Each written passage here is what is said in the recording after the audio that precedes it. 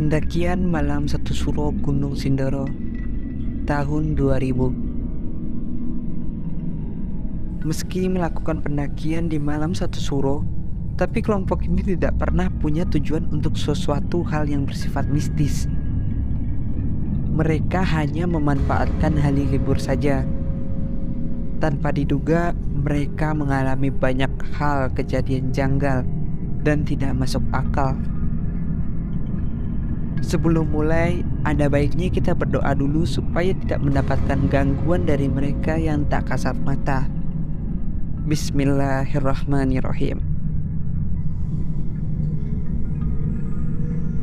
Mengingat kembali setiap detail kejadian lebih dari 20 tahun yang lalu bukanlah hal yang mudah. Apalagi menuangkannya ke dalam sebuah cerita. Benar-benar menguras energi. Semoga apa yang saya ingat bisa saya sajikan sebaik mungkin. Bulan Februari tahun 2000, entah tanggal berapa, tapi yang pasti ini adalah masa akhir tahun Hijriah dan akan memasuki awal tahun, yaitu bulan Muharram atau bulan Suro dalam penanggalan Jawa, di mana banyak dipercaya sebagai bulan sakral yang akan banyak aktivitas alam gaib di bulan ini. Aku dan beberapa teman di organisasi pecinta alam yang belum lama kami bentuk merencanakan pendakian ke Gunung Sindoro pada malam 1 Suro. Bukan tanpa alasan, karena tanggal 1 Suro juga merupakan hari libur nasional. Maka kami memanfaatkan hari libur ini untuk pendakian gunung. Bukan alasan-alasan lain, apalagi yang berkaitan dengan hal gaib. Kami bukan kelompok yang menekuni dunia mistis atau sejenisnya. Gunung Sindoro kami pilih karena kami memiliki kenalan yang berasal dari kaki Gunung Sindoro. Sebut saja namanya Sandi. Bukan dari desa di mana jalur pendakian resmi berada, tetapi dari desa temanku tersebut juga ada jalur yang menuju ke puncak.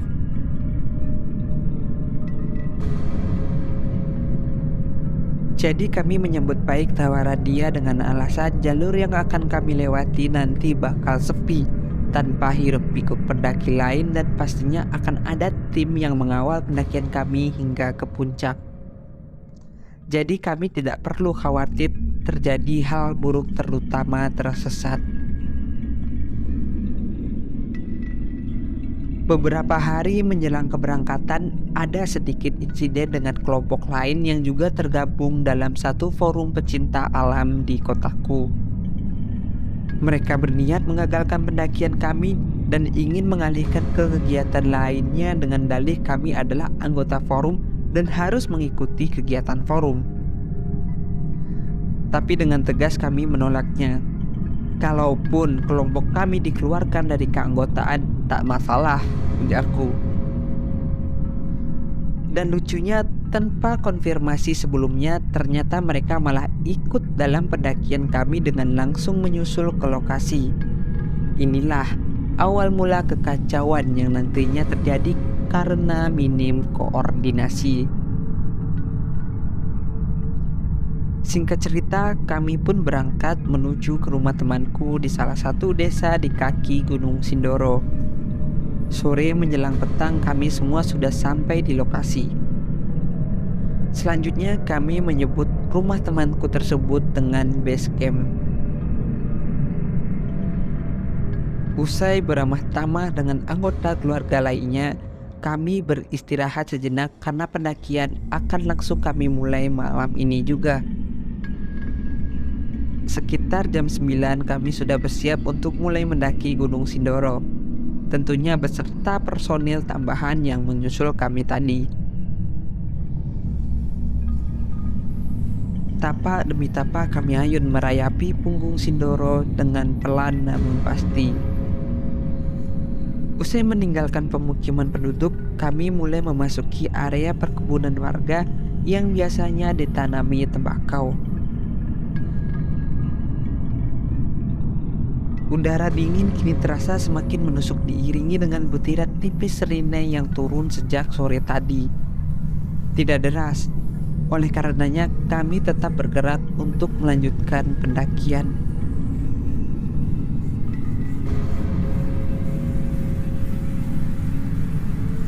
Nanti kalau dengar suara gamelan biarkan saja ya. Sudah biasa warga sekitar di sini ada acara di malam satu suro, ucap Sandi padaku. Posisiku saat ini berada di depan bersama Sandi sebagai penunjuk jalan, bersama denganku juga dan Anton.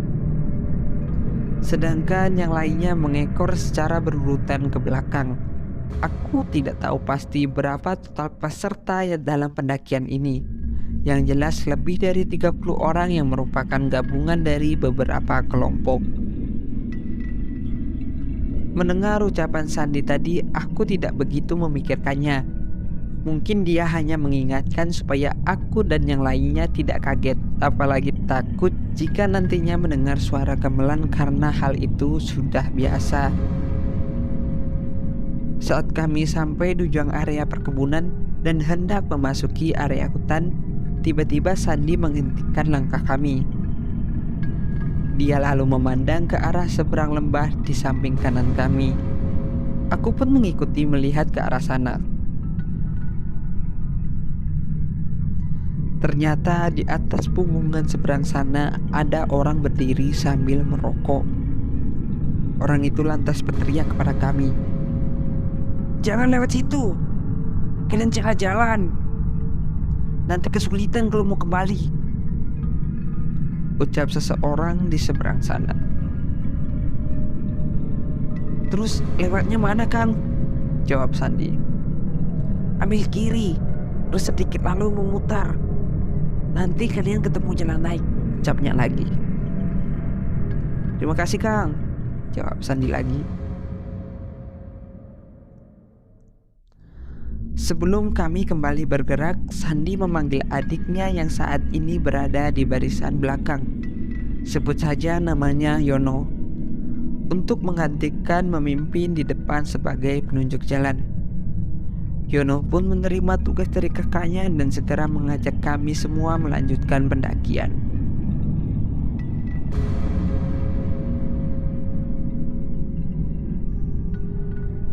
Sebelum mulai berjalan, aku sempatkan kembali melihat ke arah orang yang menunjukkan jalan tadi. Ternyata orang itu sudah tidak ada di sana. Dan belakangan saat pendakian ini usai, kami baru menyadari bahwa yang menunjukkan jalan kepada kami sebetulnya bukanlah manusia. Bagaimana tidak? Secara logika, apa yang dilakukan penduduk malam-malam begitu di kebun? Apalagi ini bukan musim tanam tembakau. Tapi bagaimanapun juga kami tetap berterima kasih kepada makhluk itu karena telah menunjukkan jalan kepada kami.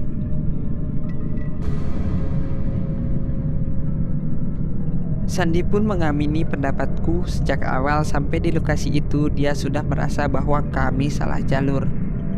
Lalu dia merasa ada yang memanggil dari seberang lembah. Ternyata ada seseorang di sana. Dan perlu diketahui, Sandi merupakan warga asli kaki Gunung Sindoro. Jadi tidak heran jika dia memiliki kepekaan lebih terhadap hal gaib. Apalagi orang tuanya dan leluhurnya merupakan salah satu tokoh masyarakat yang disegani di desanya. Usai mengikuti petunjuk jalan dari seorang tadi, akhirnya kami bisa kembali ke jalur pendakian. Yono meyakinkan kepada kami bahwa ini benar jalur pendakian. Masih tetap di barisan depan, Yono, aku, dan Anton tetap mengayun langkah dengan pasti. Sesekali kami berhenti sejenak menunggu barisan di belakang yang tercecer karena beberapa peserta mengalami kelelahan dan minta beristirahat, terutama peserta cewek. Ritme pendakian yang demikian membuat kami menjadi terlalu lama berada di jalur dan secara otomatis lebih menguras tenaga. Dalam situasi seperti ini, ego kami sebagai pemuda yang memiliki semangat berapi-api menjadi meningkat. Aku dan Anton mengusulkan untuk terus berjalan meninggalkan rombongan belakang supaya bisa segera sampai di puncak. Toh, beberapa kelompok sudah memiliki pemimpin yang lebih senior dan yang bertanggung jawab terhadap kelompok mereka masing-masing. Yono menyetujui pendapatku.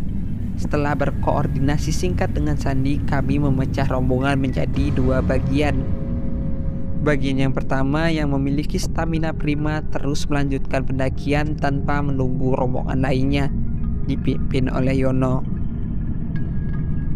Sedangkan bagian kedua juga terus berjalan sesuai ritme mereka tanpa meminta ditunggu oleh bagian pertama. Tapi dengan syarat, di setiap bagian rombongan harus ada pendamping dari tim lokal. Dan Sandi memimpin di bagian rombongan kedua.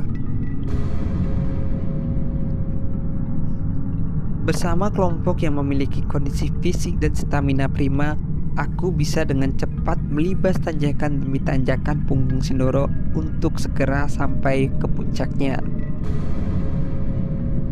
Hingga suatu ketika rombongan kami telah sampai di bagian hutan Gunung Sindoro yang masih cukup rimbun dengan didominasi pohon melanding, gunung yang tidak terlalu besar namun lumayan cukup tinggi. Yono menghentikan laju langkah kami dan menginstruksikan untuk break bersama. Mengingat kami sudah cukup lama berjalan dan beberapa orang juga sudah mulai terlihat kelelahan meski mereka tidak mengakuinya karena gengsi.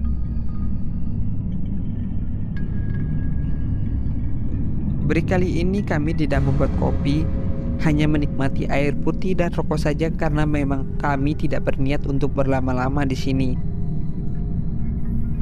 Saat kami sedang asyik mengobrol, tiba-tiba sayupku dengar suara gemelan khas pertunjukan wayang. Kami semua saling pandang dan terdiam. Artinya kami semua mendengarnya.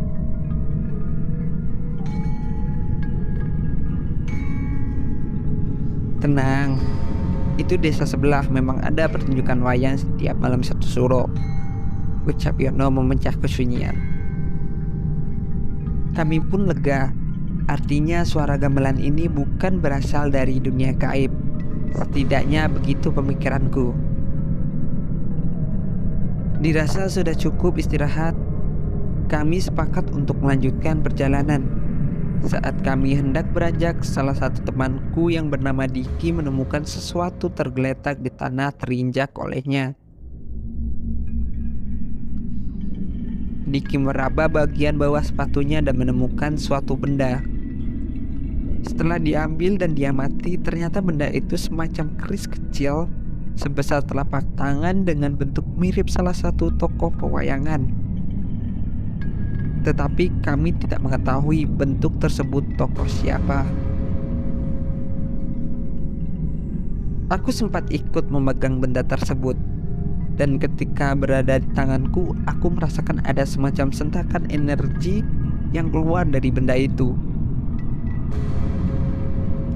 Bawa saja, nggak apa-apa. Jika memang itu rezekimu, benda itu akan terus ikut denganmu. Tapi jika bukan, dia akan hilang dengan sendirinya, ucap Yono kepada Diki. Tapi gunanya untuk apa nih, Mas? Tanya Diki. Aku juga nggak tahu. Kalau memang ada manfaatnya, biasanya nanti kamu akan tahu dengan sendirinya, jawab Yono. Mengikuti saran Yono, akhirnya Diki membawa benda tersebut dengan memasukkannya ke dalam ranselnya, dan kami pun bergegas melanjutkan pendakian. Pendakian pun kami lanjutkan. Malam semakin pekat dan aura mistis gunung ini jadi semakin menebal. Entah karena efek dari benda yang ditemukan Diki tadi atau memang sudah kewajaran karena jalur ini memang sangat jarang dilalui. Bahkan saat ini hanya kelompok kami yang mendaki melalui jalur ini. Ditambah lagi malam ini adalah malam 1 Suro, malam puncak pesta dunia gaib menurut kepercayaan beberapa kalangan masyarakat. Semakin lama kami berjalan, rombongan depan yang tadinya berisi sekitar 15 orang kini semakin terpecah menjadi 3 bagian, dikarenakan mulai terlihat perbedaan stamina dari masing-masing personil.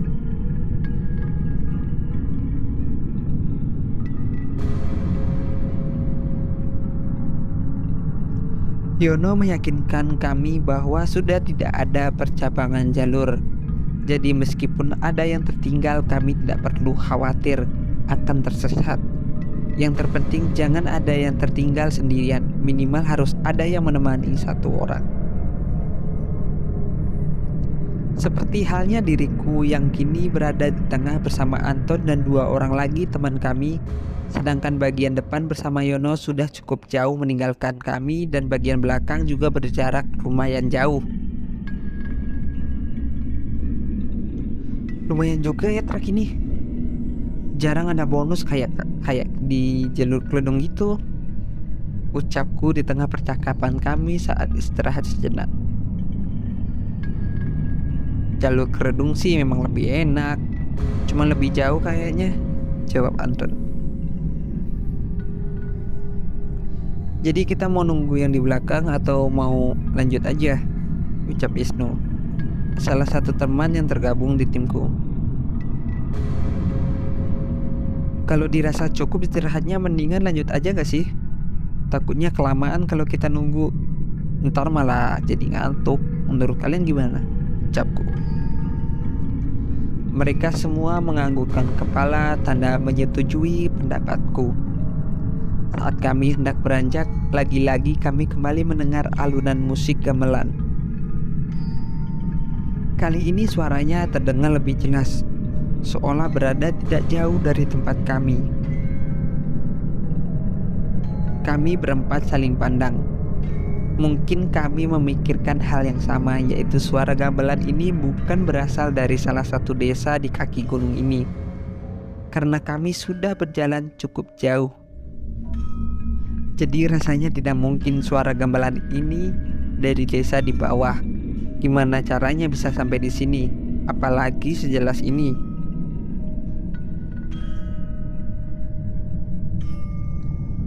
Jalan aja Yuton, jangan kelamaan di sini, dingin.